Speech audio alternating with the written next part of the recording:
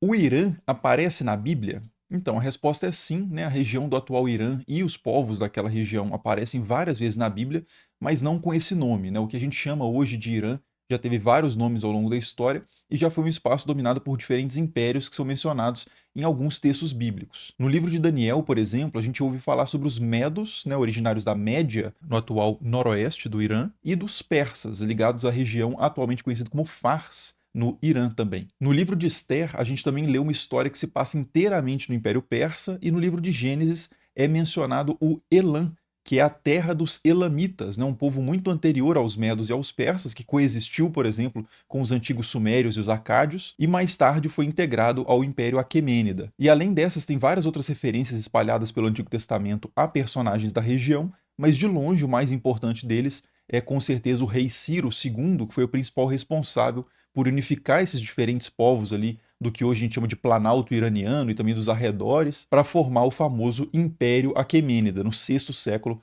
antes de Cristo, né? O império que seria mais tarde derrotado por Alexandre o Grande. Mas na Bíblia, o Império Aquemênida aparece de fato realmente nesse contexto do sexto século, quando ele surge, e Ciro aparece no livro de Esdras como governante que autoriza o retorno dos judeus que estavam exilados na Babilônia e autoriza também a reconstrução do Templo de Jerusalém. E no livro de Isaías, esse rei persa, né, o Ciro, recebe até um título bem significativo, que é o título de ungido de Deus, né, de Messias, que até então era um título, uma forma de se referir a pessoas principalmente relacionadas ao contexto ali da monarquia, né, os reis e aos sumos sacerdotes também dos antigos reinos de Israel e de Judá. O que o texto de Isaías mais especificamente diz é o seguinte, né? Assim diz Yahvé ao seu ungido, a Ciro, que tomei pela destra a fim de subjugar a ele as nações e desarmar reis. E para a gente entender essa exaltação, né, essa celebração de um rei estrangeiro na Bíblia, um rei da atual região do Irã, a gente precisa entender antes a história da queda de Jerusalém e da destruição do antigo reino de Judá. Antes, só uma pausinha para agradecer a Insider, né, que está apoiando esse vídeo. A Insider, vocês sabem que faz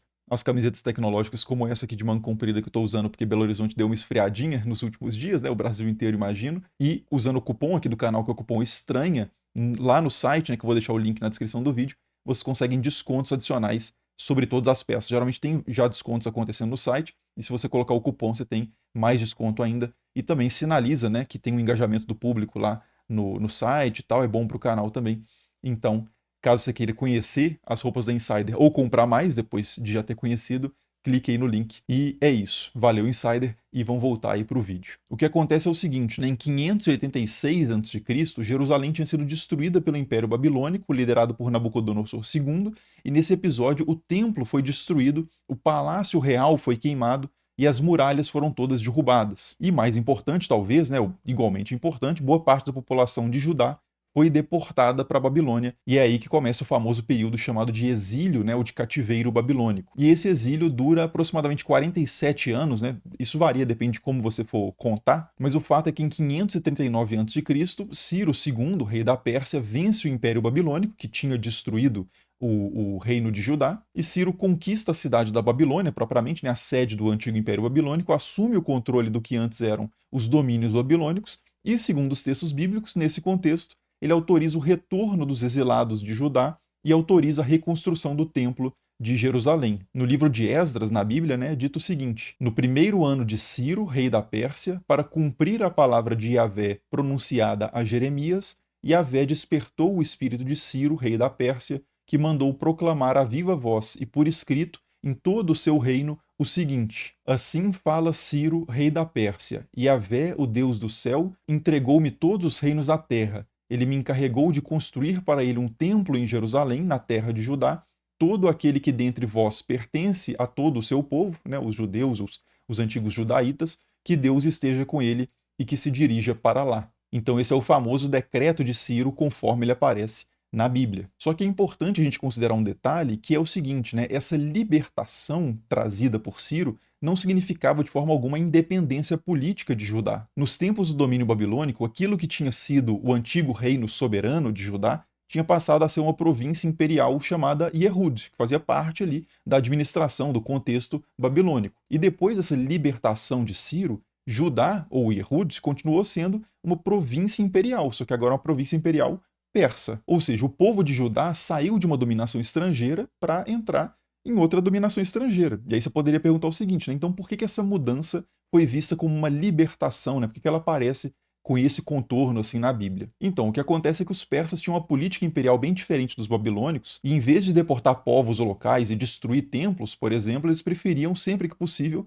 manter os povos na sua terra original, com os seus costumes antigos, né, com a sua liberdade de culto garantida, desde que eles pagassem direitinho os impostos e reconhecessem a autoridade suprema persa. Essa foi uma estratégia que se provou de fato muito eficaz durante o império ali de Ciro e dos seus sucessores, né, que era um império absolutamente gigantesco e multinacional. E a gente tem um artefato arqueológico, inclusive, absolutamente fundamental para entender essa estratégia persa, que é o cilindro de Ciro, né, um artefato até famoso, que às vezes algumas pessoas usam para provar que a Bíblia tinha razão, ou às vezes para dizer o contrário, né, que a Bíblia na verdade está falando a coisa totalmente invertida. Enfim, é um objeto que gera certa controvérsia até num contexto de internet e tal. Então acho que vale a pena a gente analisar exatamente o que diz o cilindro de Ciro aqui. E para começar, o que é esse objeto propriamente, né? Então, o cilindro de Ciro é um cilindro de argila que foi encontrado em 1879, né, 1879, no que hoje é o Iraque, que na época em que ele foi produzido era a Babilônia. E esse artefato data exatamente do sexto século antes de Cristo, que é quando o Império de Ciro II, né, sediado no Planalto iraniano,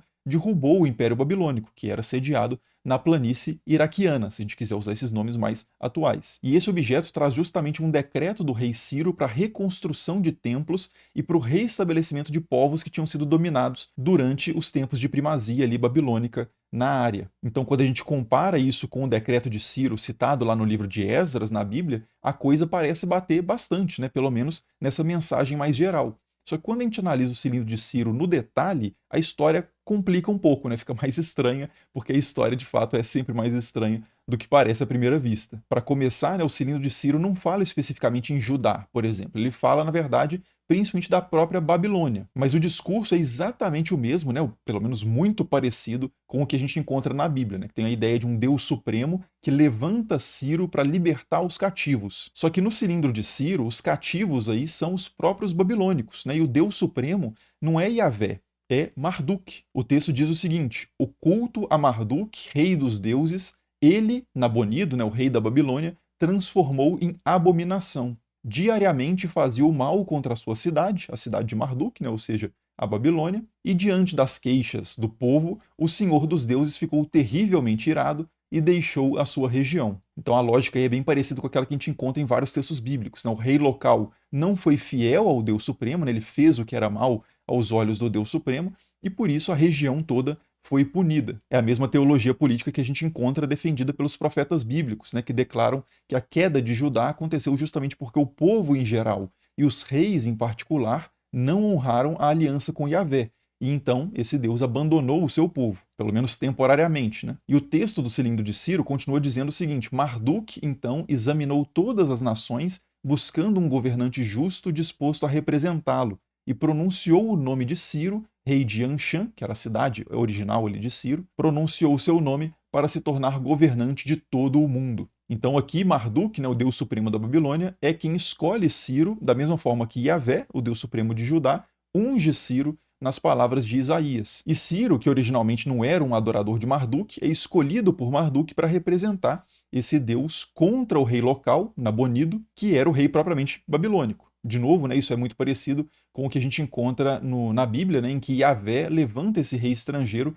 contra os reis locais, que são vistos como tendo produzido abominações ali contra o culto legítimo, contra o culto verdadeiro de Yahvé. E tem mais, né? O cilindro de Ciro também diz o seguinte: Marduk, o grande senhor, protetor de seu povo, contemplou com prazer as boas ações de Ciro e seu coração reto e ordenou-lhe marchar contra a sua cidade, a Babilônia. Então a ideia aí é que a Babilônia foi destruída não porque Marduk, que é o deus local, era mais fraco do que os outros deuses, mas sim porque ele estava por trás de todas as ações históricas, ele estava nos bastidores controlando tudo, né, com uma soberania universal. Isso também é algo que ressoa fortemente com o que a gente encontra na teologia ali dos profetas bíblicos. E finalmente Ciro aparece também no texto dizendo o seguinte: eu, Ciro, devolvi as cidades sagradas do outro lado do Tigre, cujos santuários estavam em ruínas há muito tempo, as imagens que costumavam habitar nelas, e estabeleci para elas santuários permanentes. eu também reuni todos os seus antigos habitantes e devolvi a eles as suas habitações. Então aqui Ciro se apresenta como um rei benevolente que não está lá para oprimir ninguém,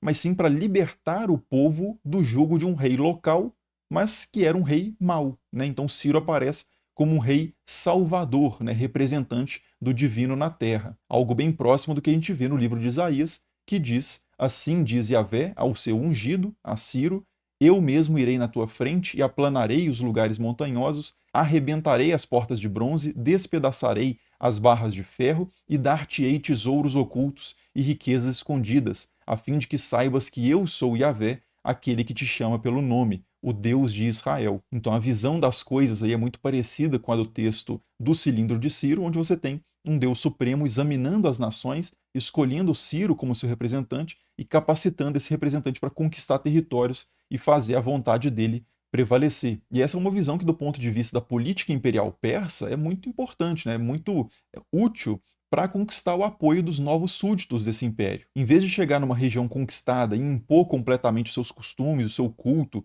e o seu Deus de forma opressiva, os persas preferiam muito mais se apresentar como libertadores enviados pelos próprios deuses locais e suavizar dessa forma o fato de que era um rei estrangeiro governando aquele povo. Não, na visão do livro de Isaías e do cilindro de Ciro, o rei aparece como um instrumento do deus local, o deus que já era adorado ali na região, removendo um rei que, apesar de ser local, não representava esse deus, né, que é a fonte máxima de legitimidade política no Antigo Oriente. Então, em Judá, Ciro aparece como um ungido legítimo de Yahvé, enquanto na Babilônia, Ciro aparece também como o escolhido legítimo de Marduk. Cada decreto, então, é ajustado estrategicamente para cada situação. Enfim, eu particularmente considero esse um testemunho muito interessante do uso político da religião no Antigo Oriente. E, se você quiser acompanhar o texto completo do Cilindro de Ciro, vou deixar o link na descrição e também várias outras referências acadêmicas sobre esse assunto para quem quiser se aprofundar. E se você se interessa por esse tema, eu também te convido para conhecer o curso Deus entre Deuses, que tem uma aula específica só sobre Marduk e a Babilônia. Mas, no mais, é isso. Como sempre, muito obrigado por assistir e até o próximo vídeo. Falou!